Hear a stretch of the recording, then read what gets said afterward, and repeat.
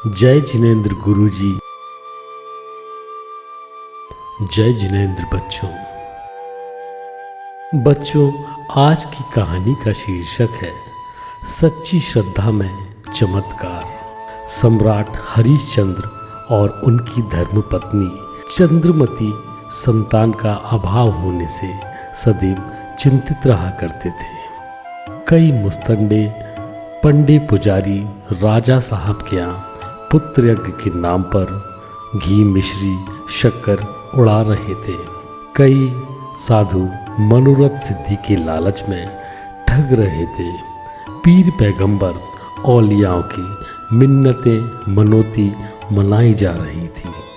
तभी एक तपस्वी को पता चला तो भिक्षा मांगते हुए बोला, हे सौभाग्यवती पुत्री, तुम राजरानी होकर भी दुखी हो। हाँ, तुम्हें पिछले जन्म का साधुओं का प्रकोप है। बेटी, अब हम साधुओं को इस जन्म में इच्छा अनुसार दान दो तो यह प्रकोप दूर हो सकता है। फिर क्या था, वे वहाँ मिष्ठान भोजन पर हाथ सर्व करने में टूट पड़े। लालची साधु हवन शांति के दिन इतना पा गए कि उठना बैठना दूभर हो गया। परिणाम स्वरूप चंद्रमती के माथे एक और साधु प्रकोप भड़का। जब उसका शरीर चेतना शून्य हो गया, ज्योतिषी जी भी एक दिन आकर बोले, शनि ग्रह तुम्हारे विपरीत है।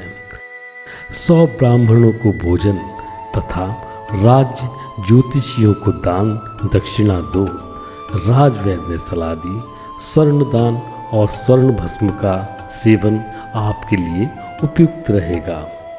राजविप्र भी कब पीछे रहने वाले थे।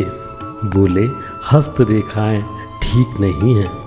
परिवार हेतु पिंडदान नितांत आवश्यक है। तभी पीर पैगंबर मौलवी और मुल्लाओं ने आपस में मशवरा कर सलाह दी कि संतति को जिद ने जकड़ रखा है। जब तक उनकी पूजा न होगी तब तक पुत्र जन्म असंभव है।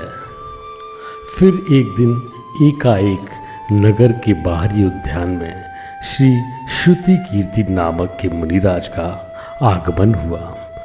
राजा रानी भी दर्शन करने के लिए गए। विशिष्ट ज्ञानी मुनिराज ने 27वें काव्य का महत्व प्रतिपादित किया।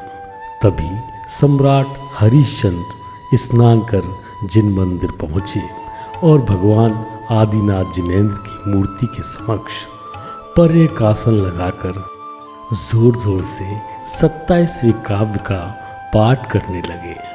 पूर्ण तन्मयता से उसे बार बार दोहरा रहे थे, किंतु उनके स्वर से स्पष्ट प्रतीत हो रहा था कि उनकी भक्ति अंतकरण की नहीं है।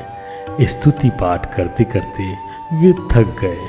अंत में बड़बड़ाते हुए बाहर निकले और दरबारियों से बोले, धर्म और साधु कुछ नहीं, धोखा प्रपंच है।